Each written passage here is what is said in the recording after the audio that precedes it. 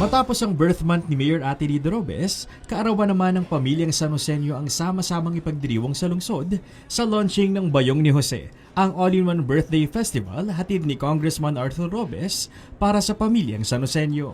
Dahil gusto natin, tuloy-tuloy yung programang ginagawa namin ni Ate Rida. Dahil gusto namin maabot lahat ng ating mga kababayan kung ano yung pwede natin itulong, kung ano yung pwede natin ibahagi, kung ano pwede natin sabihin. Ito yung pagkakataon na merong iba-ibang tema. Hindi pwedeng puro salita lang, kailangan merong konting kasiyahan. Sisiguraduhin namin sa inyo na hanggat nandito kami ni Ate Rida, patuloy kaming tutulong at asahan niyo na patuloy natin gagampanan ang pagiging isang lingkod bayan kasama si Mayor Rida at patuloy natin paularin at ibibigay ang progresibong San Jose del Monte. Nilo-launch natin yung additional new program ng city government o ng tambalang Arthur at Rida, itong Bayong ni Jose. Ito ay gusto namin makatulong at makapagbigay ng suporta sa mas lalo pa nating nahihigit na nakararaming mga kababayan natin dito sa lungsod. But of course, inuuna natin dito sa Barangay Tungumangga dahil ito aming dito kami nagsimula, ito ang lugar na kung saan ay dito rin ako lumaki kasama si Ate Rida. At syempre kasama sa aming anak na si Jose Gabriel. Magandang hapon. Suot ang kanilang mga bagong t-shirt, masayang nakisayaw ang mga July birthday celebrants ng Barangay Tongkong Mangga sa launching ng programa nitong Sabado, July 4 sa Bria Homes Covered Court, Barangay Tongkong Mangga.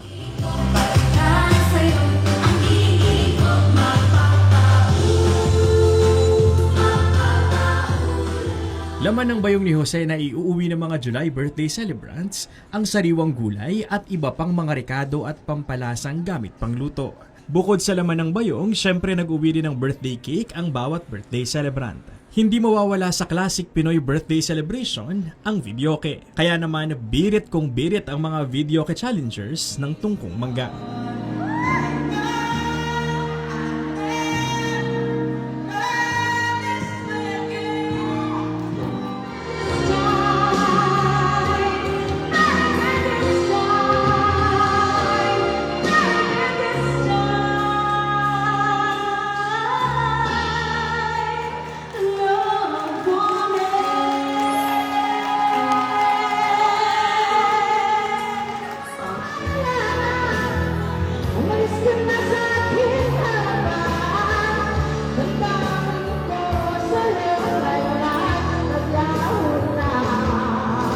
Pati mismo si Congressman Arthur Robes nakisali sa kantahan kasama ang kanyang anak na si John.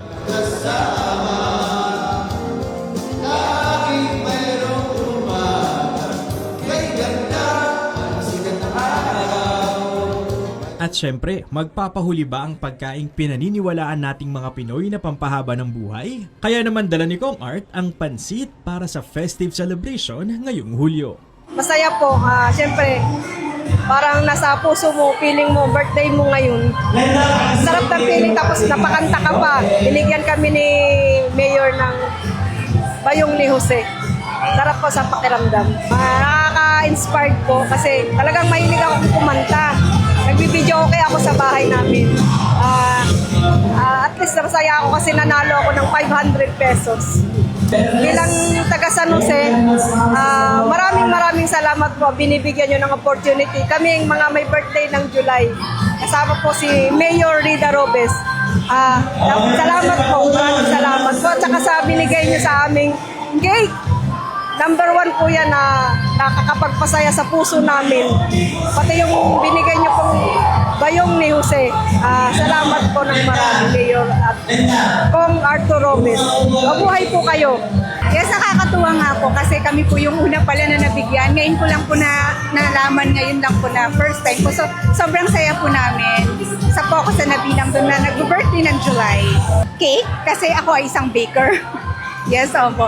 So, and yung din po, represent nila Ma'am Ate Rida Mayor Robes and si Kong Arthur Robes din po. Na nandito sila yung presensya nila. At kasama din po nila yung kanilang panganay na anak. First time ko din po makita yun.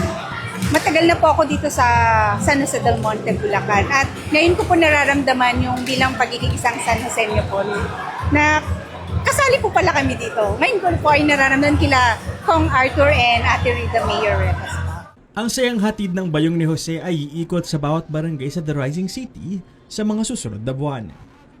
Higit pa sa mga regalo at kasiyahan ngayong araw, dala ng programang Bayong ni Jose ang pagpapahalaga sa bawat pamilyang Sanosenyo na nagdiriwang ng kanilang espesyal na araw.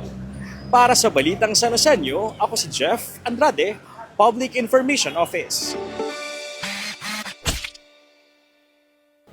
Yan ang mga kaganapan at detalyeng dapat alam mo sa Sanosenyo. Para sa mga napapanahong balita at impormasyon, doble aksyon at solusyon, i-follow at mag-subscribe sa mga official social media pages ng pamahalang lungsod ng San Jose del Monte, Bulacan.